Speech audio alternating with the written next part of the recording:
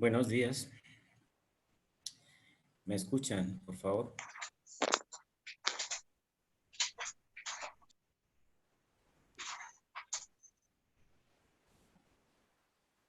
Alguien que me diga si escuchan o no para saber si sigo o no la presentación, por favor. Sí. Bueno, muchas gracias. El día de hoy voy a hacer una presentación corta sobre lo que es la química orgánica. Esto con el fin de, en las próximas 3 charlas, dar algo más sobre la teoría de la orgánica. Entonces, para empezar, si alguien tiene alguna pregunta, yo voy a hacer varias paradas durante la presentación para que las puedan hacer. Y habilito los canales de comunicación. ¿Está entendido? Todos ven la primera pantalla que tengo acá, ¿cierto? Sí, claro. Bueno, entonces, para empezar, la química orgánica, espera un momento, por favor.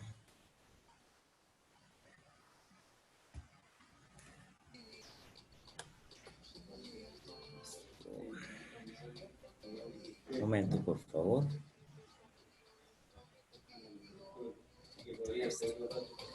Vamos a empezar con la línea del tiempo del universo para entender un poco desde dónde viene la parte de la química orgánica.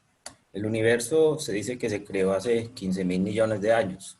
Hay otras teorías que dicen que son 17.000 millones de años. Después del Big Bang surgen ya las galaxias a los 12.000 millones de años. Después viene el sistema solar y por último la Tierra, que es donde vivimos, que se forma más o menos por hace 4.500 millones de años. La vida surge más o menos a los 3.500. Enseguida vamos a mirar otra diapositiva ya con respecto a la Tierra. En esta se ve, por ejemplo, que la vida comienza a los 4.500 millones de años, más o menos por aquí, con la formación, con las primeras formaciones de oxígeno. Obviamente, a medida que pasa el tiempo, ese oxígeno incrementa más o menos por esta época, 3.500. A partir de esa época ya existen organismos que respiran. Ahora la pregunta es, ¿cómo surge la vida? Esa va a ser la conclusión de esta charla. Al final, ¿cómo surgió la vida y qué moléculas funcionaron en esa formación de vida? Tenemos que dentro de ese periodo, que es este último de acá, el Panerozoico, es donde realmente existe la mayor cantidad de vida.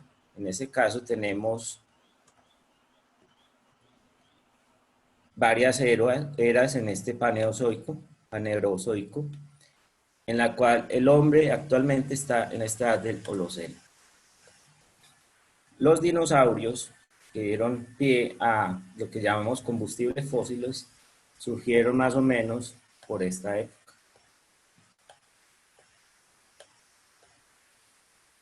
Es decir, más o menos en los 300 millones de años surgieron los dinosaurios y el hombre no alcanzó a conocerlo. Es decir, eso es una retórica mal vista. El hombre no conoció los dinosaurios. Después de esto, entonces viene algo que es fundamental en la vida, que es el ciclo del carbono. Ese ciclo del carbono tiene dos etapas. Podemos mencionar una etapa que llamamos un ciclo rápido, el cual realmente abarca, digámoslo así, desde acá hasta acá. Lo que hay interiormente en este sector de la izquierda, lo que llamamos un ciclo rápido del CO2. Es decir, el sol, mediante las plantas, genera la fotosíntesis, genera los nutrientes que son aprovechados tanto por los animales como por la industria, y esto es lo que produce el CO2 que proviene de la biomasa. La parte de la derecha es los combustibles fósiles. En estos combustibles fósiles son los que se generaron en la época de los 300 millones de años atrás. ¿Cómo se formaron? Los bosques dieron pie a lo que llamamos el carbón mineral. Y lo que había en la biota marina, es decir, los animales, los dinosaurios, etcétera, fueron los que dieron origen al petróleo y al gas. Como fueron sepultados y estuvieron varios millones de años debajo de la superficie, el hombre ya después empezó a utilizarlos, y entonces tenemos que en este momento esa producción de CO2 aumenta, no por el ciclo rápido de la fotosíntesis y la utilización de la biomasa, es decir, las plantas, sino por la utilización de combustibles fósiles.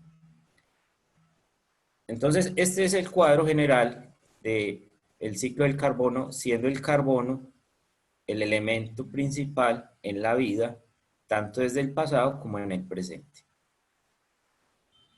Bueno, y entonces, ¿cómo surge la química orgánica? La química orgánica es un concepto que viene de Berzelius, a principios del siglo XIX, el cual sugirió que había dos tipos de materia en la naturaleza.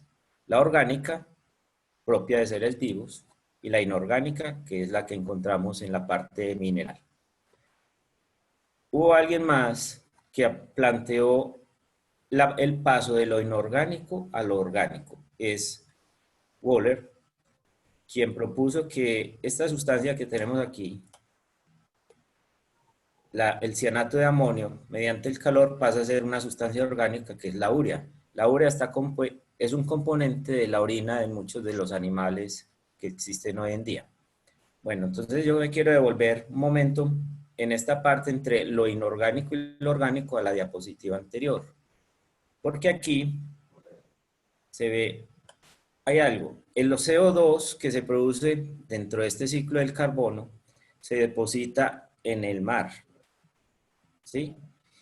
Se deposita en forma de carbonatos, es decir, es inorgánico. Y el proceso dentro del mar con la biota marina que hay allí pasa a ser carbono orgánico. Y ese carbono orgánico es el que alimenta después las plantas que hay allí. Es decir, el ciclo completo es pasar el carbono inorgánico a carbono orgánico, que esa es la propuesta de Wöhler en la producción de urea.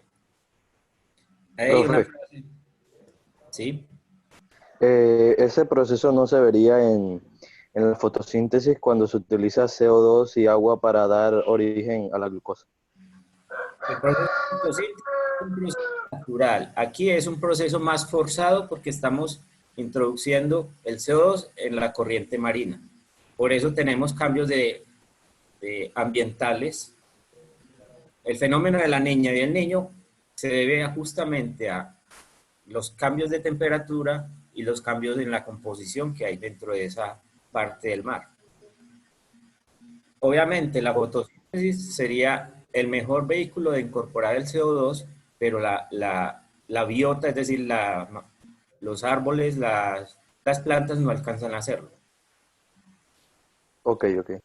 Bueno, continuando acá, entonces, la química orgánica es la que estudia los compuestos de carbono y sus reacciones. Tenemos en la siguiente diapositiva, a ver si...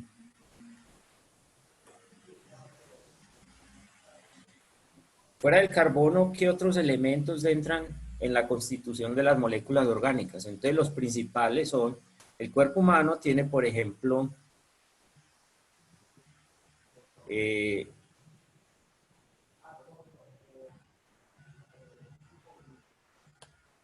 estos tres elementos: litio, sodio y potasio. Hacen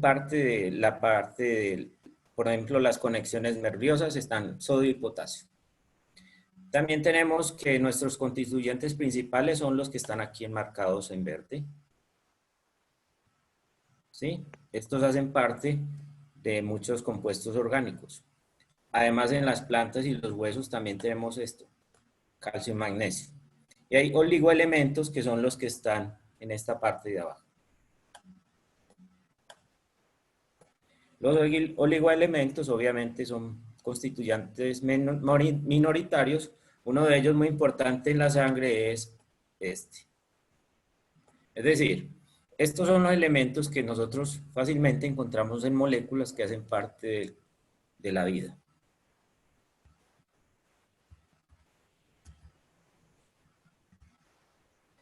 Bueno, entonces, teniendo presente eso, ¿qué moléculas son de la química orgánica o las reconocemos como de la química orgánica? Entonces tenemos por parte de los combustibles fósiles todo lo que llamamos hidrocarburos, que es esto de acá. Los hidrocarburos solo contienen en su mayoría carbono e hidrógeno. Tenemos este compuesto que está aquí a la izquierda, este, uno, y este, son hidrocarburos alifáticos. En una charla posterior hablaré de esos hidrocarburos.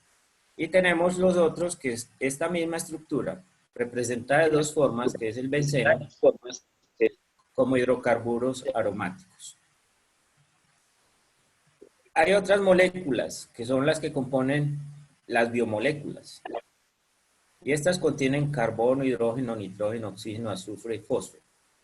Esas son las moléculas que llamamos biomoléculas que hacen parte de la vida. Entonces aquí tenemos dos azúcares, por ejemplo, la ribosa y la deoxirribosa. Como ven, contienen alto contenido de oxígeno. Entonces, esa es una. Y aquí tenemos a la derecha la vitamina B1. Como ven, es una base nitrogenada, ¿sí? Y fuera de eso tiene oxígeno. Es decir, tenemos bases nitrogenadas y azúcares. Los unos son ricos en oxígeno, los otros en nitrógeno. ¿Qué pasa en el transcurso del tiempo cuando los dinosaurios se depositaron o las plantas?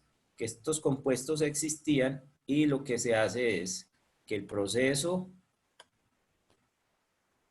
de producción del hidrocarburo es quitar la parte de nitrógeno y oxígeno que hay dentro de esas materias primas. De esa forma se forman los hidrocarburos por sustracción de oxígeno y de nitrógeno y otros elementos. Bueno, ¿qué características tienen las moléculas orgánicas? Entonces, ahí surge un término que se llama isómero. Es una característica fundamental. Entonces tenemos isómeros de estructura. ¿Qué quiere decir? Lo que está aquí a la derecha. Tenemos, este isómero tiene 5 carbonos. Es decir, es un C5H12. Si miramos este de acá, también es un C5H12. Y si miramos este de acá, el de la izquierda, también es un C5H12. Es decir, tienen la misma composición, pero diferente estructura. Hay otros isómeros que pueden tener la misma estructura, como los que están aquí que llamamos de espacialidad. Esos isómeros pueden ser isómeros cis o trans, es decir, que tienen dobles enlaces y los diferencia. Este es un isómero trans, o sea, opuesto, y el isómero cis en silla que está en el mismo lado. Del lado opuesto tenemos los isómeros ópticos, es decir, es como yo coger mi mano izquierda y la derecha, si yo las pongo enfrente son iguales, pero yo si las superpongo una sobre la otra, un dedo está en posición diferente a la otra, ¿sí? Es decir, hay uno que es con rotación positiva y la otra es con rotación negativa, digamos, de la luz. Esas son propiedades que tienen las moléculas, ¿sí? ¿Hay alguna pregunta? Entonces, en la naturaleza tenemos, por ejemplo, el azúcar. El azúcar tiene dos isómeros. Aquí está, por ejemplo, el ácido láctico, que es el ácido que da dolor en el cuerpo. El ácido láctico que produce el cuerpo es este de la izquierda. El de la derecha no se produce. Es decir, el cuerpo tiene también una preferencia a producir sustancias de acuerdo a su isomería óptica. Entonces, esa es una de las características de las moléculas orgánicas. Bueno, veamos otra característica de las moléculas orgánicas, es el tipo de reacciones. En la química inorgánica hablamos de reacciones ácido-ácido, es decir, una base con un ácido inorgánico. Aquí tenemos es un ácido de tipo orgánico. Ese ácido lo confiere este lado de acá.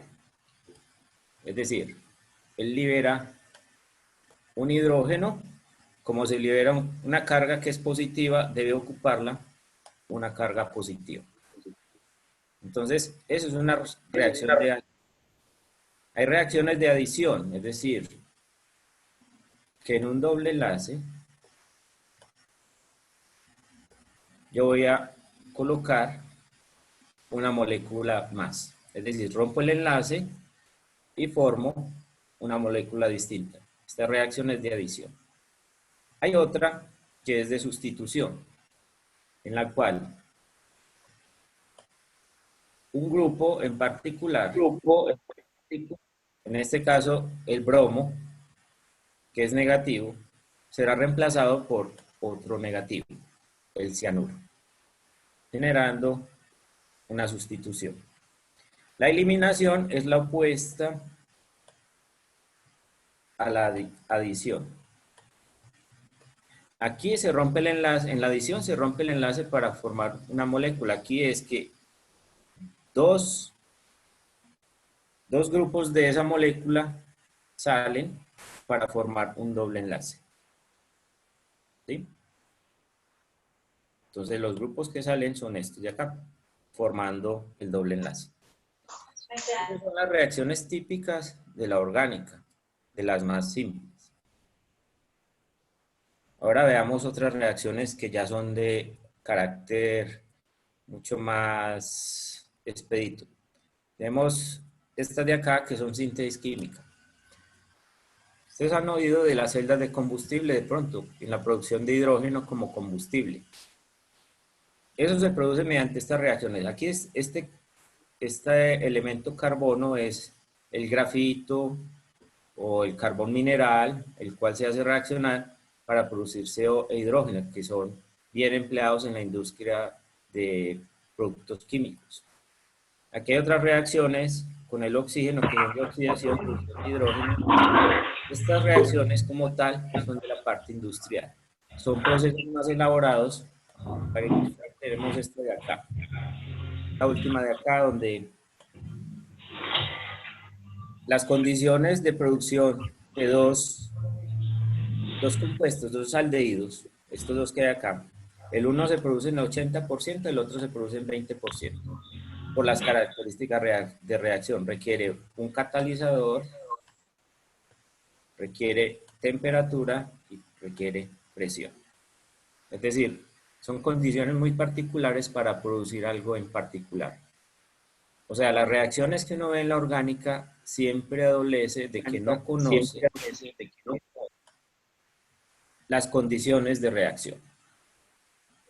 En la química orgánica que ustedes ven, solamente se plantean las reacciones, pero no hay condiciones de reacción. De pronto, algunas sí, pero no todas. Teniendo presente eso, entonces surge algo, es cómo surgieron las biomoléculas a partir de saber que existen reacciones simples y otras más complejas. Entonces, una propuesta del origen de la vida es que esta surgió de elementos que conformaron una primera molécula, que es esta que está aquí en la posición 7. Esa molécula tiene dos rutas, una ruta azul y una ruta en verde. La ruta en verde, aquí hay una anotación con respecto a ella, es una propuesta por un grupo de investigadores que llegó hasta el compuesto número 1, que viene a ser una pirimidina, es decir, una base nitrogenada que es constituyente de la vida. La aproximación azul es una aproximación que se llama prebiótica y es lo que se pensaba que ocurrió en los primeros estados de la Tierra para formar las moléculas orgánicas. Teniendo esto presente, entonces, hay muchas hipótesis de cómo llegar por estas rutas a esta misma molécula. De ahí surge algo que es moléculas que llamamos dentro de los organismos metabolitos primarios. Metabolitos primarios son los que nosotros consumimos en cierta forma, como son aminoácidos, azúcares, ácidos grasos. Esos son metabolitos primarios. ¿Por qué se le llaman primarios? Porque esos dentro del organismo entran a conformar o a producir lo que llamamos metabolitos secundarios. Entonces aquí tengo varios ejemplos. La sucrosa, un azúcar compuesta de carbono, oxígeno e hidrógeno. La glucosa, que es la más sencilla. La sucrosa es la de la sacarosa, es decir, el azúcar de caña. La glucosa compone en parte la sucrosa. Y tenemos el ácido málico. El ácido málico lo apreciamos, por ejemplo, en las gomitas ácidas. ¿Sí? El ácido homocítrico, la glutamina, este es un aminoácido. Y la asparginina, este es otro aminoácido. Entonces, estas moléculas vienen a ser metabolitos primarios que son producidos principalmente por las plantas para ser aprovechados por los organismos vivos. Y ahí viene los azúcares. Los azúcares, la familia de azúcares empieza con el gliceraldehído, que es una triosa. El gliceraldehído actualmente está en boga porque constituye lo que llamamos el gel antibacterial. El gel antibacterial es alcohol etílico con gliceraldehído o glicerina. También tenemos la treosa, la ribosa, la glucosa. Todas estas son azúcares, van aumentando su número de carbonos. 3, 4, 5, 6. Este es mentiras. Aquí son 7. Después de tener claro que los azúcares son aldehídos o cetonas con grupos oxigenados hidroxilo, vamos a pasar a otro grupo de compuestos que son importantes, los ácidos grasos. Los ácidos grasos están principalmente, los reconocemos en la piel. Voy a hacer aquí un símil. ¿Por qué creen que nos tenemos que lavar la piel con jabón? El jabón tiene la misma estructura que tiene este ácido graso, solo que en esta posición tengo otro grupo funcional. Entonces tenemos una parte lipídica o hidrofóbica y la cabeza polar, que es la que interacciona con todo lo que tenga una carga, en este caso aminoácidos, proteínas, etc. Los lípidos son importantes porque recubren la piel y la protegen. De ahí viene el tercer grupo, que son proteínas. Las proteínas son aminoácidos que se fusionan para producir, por ejemplo, dipéptidos o polipéptidos. Entonces, varios polipéptidos forman lo que llamamos una proteína. Entonces, aquí hay varios polipéptidos. Tenemos alanina, glicina como aminoácidos componentes, tirosina, ácido glutámico, valina y serina. Esos son aminoácidos esenciales que combinados podemos formar un polipeptido. Tenemos claro entonces que hay moléculas fundamentales que llamamos metabolitos primarios. Ahora, los metabolitos primarios dan origen a lo que llamamos los metabolitos secundarios. Entonces están aminoácidos, ácidos grasos, carbohidratos y bases nucleicas. Entonces, los aminoácidos combinados entre sí producen las proteínas. Los ácidos grasos y los carbohidratos producen los fosfolípidos. Obviamente necesita una molécula de fosfato.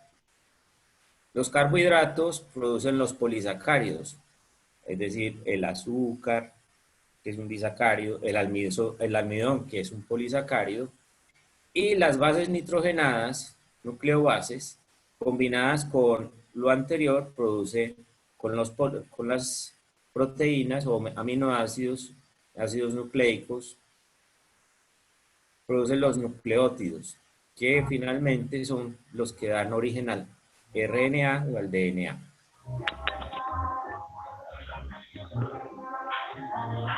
¿Qué son el RNA y el DNA? Ahora que estamos en esta pandemia del virus, es interesante saber que los virus tienen principalmente RNA, es decir, es una llave abierta para acoplarse y producir algo parecido al DNA.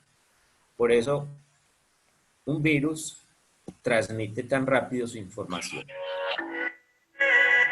Entonces, la diferencia es que el ARN tiene ribosa, el ADN tiene desoxigenación ribosa, con dos moléculas que ya les mostré. ¿Quieres verme otra vez? Por ti respondo a lo que tú me das, lo que nadie sabe.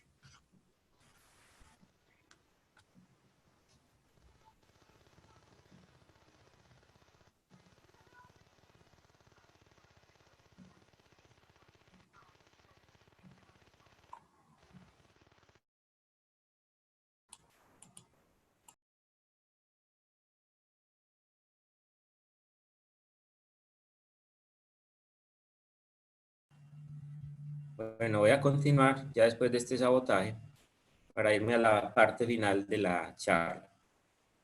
Entonces, Profesor, una pregunta. sí, Cuando los virus van a, ejemplo, ellos insertan la información a una célula sana para luego ya contaminarla.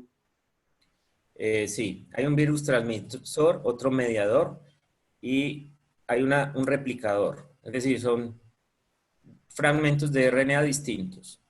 Ellos entran en la célula y recogen todo el material genético para poder formar la parte que les falta. Es decir, esta parte se replica con todas las... Eso es como entrar a una tienda a mercar, consigue de todo. Eso es lo que tiene la célula para que él se pueda replicar. Ya. Finalmente, quiero hablar de esto. La orgánica, pues da origen a las moléculas orgánicas. Tenemos que el origen de las moléculas orgánicas son estos elementos que se formaron en primera instancia en la Tierra, es decir, el aire y con algo de hidrógeno. Eso dio origen a estas moléculas simples como son el amoníaco, el ácido cianhídrico y el isocianato, las cuales combinadas apropiadamente dan pie a la formación de aminoácidos, ácidos nucleicos y azúcares. Cuando se combinan con el ion fosfato, ya tenemos ácidos grasos y fosfolípidos. La combinación de estas moléculas de este primer grupo del lado izquierdo, que son orgánicas, ya dan cuenta de la formación de nucleótidos, péptidos, fosfolípidos, que son los que dan origen ya a los nucleótidos de gran tamaño, que dan origen al RNA. Es decir, los fosfolípidos dan cuenta de lo que es la membrana lipídica de las células. Los nucleótidos dan cuenta del material genético que es el DNA y el RNA. Y los polipéptidos hacen parte de las proteínas que están dentro de la célula. Es decir, aquí tengo una representación de la célula que fue el origen de la vida. Estas fueron las condiciones iniciales para que se diera esa formación de moléculas, en este caso, metabolitos primarios, que vienen a ser los de este lado, después los metabolitos secundarios, que son los de este lado, y ya compuestos mucho más complejos, como son la célula y la parte bioquímica. Bueno, esa era la charla de introducción sobre la parte orgánica, que realmente raya entre lo inorgánico y lo bioquímico. Yo centré mucha parte en la parte bioquímica porque yo sé que en este momento es un interés particular con la pandemia que tenemos encima. Les agradezco mucho la asistencia y pues en la próxima charla hablaremos sobre compuestos orgánicos y su clasificación. Quedan invitados a que se inscriban a las Olimpiadas de Química. Muchas gracias a todos por su asistencia.